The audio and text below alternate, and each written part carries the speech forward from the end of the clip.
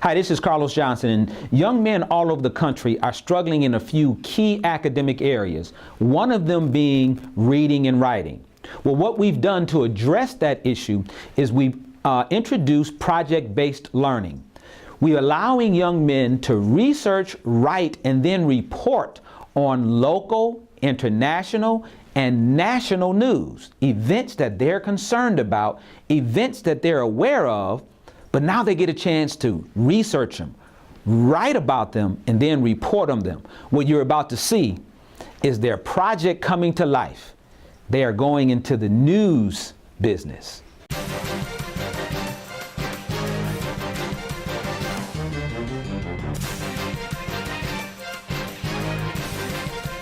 My name is Malik Kai. And my name is Raquel Livingston. My name is Landon Glaze. And I'm Rodney Hart. And welcome to MLA News.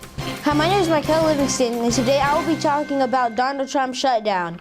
The economic cost of the government shutdown may already exceed the $5 billion that President Trump needs to build a border wall. According to some analysis, the government partially shut down 3 weeks ago when the Senate failed to pass a spending bill that included the border wall funding, beginning a standoff that has carried into the new year. 9 out of 15 federal departments, along with dozens of agencies and federal programs, have all closed or reduced services. Roughly 800,000 federal employees are affected either because they are working but not receiving paychecks during the shutdown. The building of the wall has been President Trump's signature promise since his presidential campaign. Some Republicans were concerned about the administration's talk of possibly declaring a national emergency at the border, seeing that an unprecedented claim on the right side of Congress to allocate funding. Now we will be talking about Black Boys Crisis with Rodney Hart. Rodney? Since I attend an all-boys school, I am very interested in a Black Boys in Crisis article.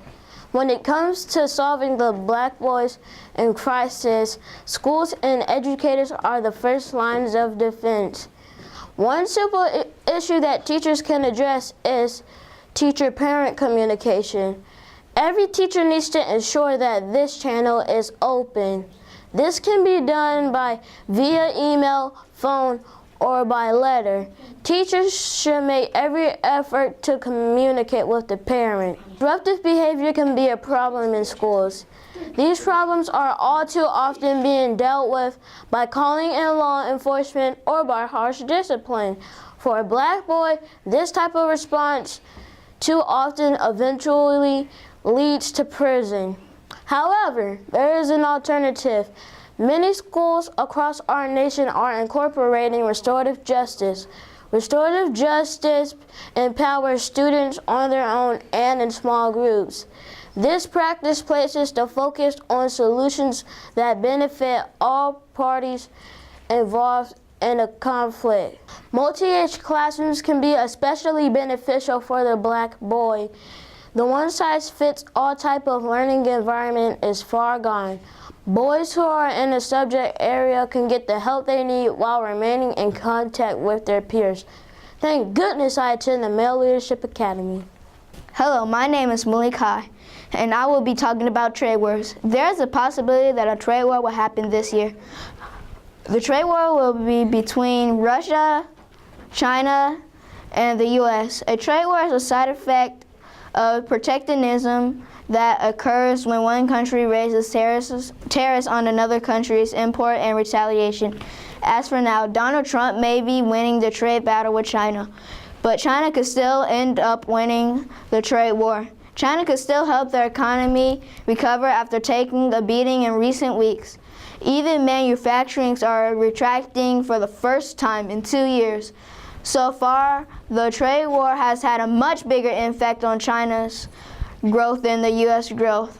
However, the trade war may get worse. This is very tragic for China. Now it's time to talk about some sports with Landon Glaze. Thank you, Malik. For just a moment, it seemed like Kemba Walker might have had a quiet night during his last game. Through the first 43-plus minutes of the game between the Charlotte Hornets and the Phoenix Suns, the All-Star guard scored 11 points. But in the final 4.5 minutes, he poured it into 18 points, including the team's 14, and led Charlotte to a 119-113 win. Then Kimball took matters to his own hands, having already just scored the Hornets' last 3 points on free throws. Kimball blew past the Suns' defense to pick up and one reverse layup, and with that, Kimball would not let the Suns have another chance to win. The Suns' #1 goal was to get a win in the finale of the 7-game homestand against the Sacramento Kings. Thank you for watching, and that's a wrap.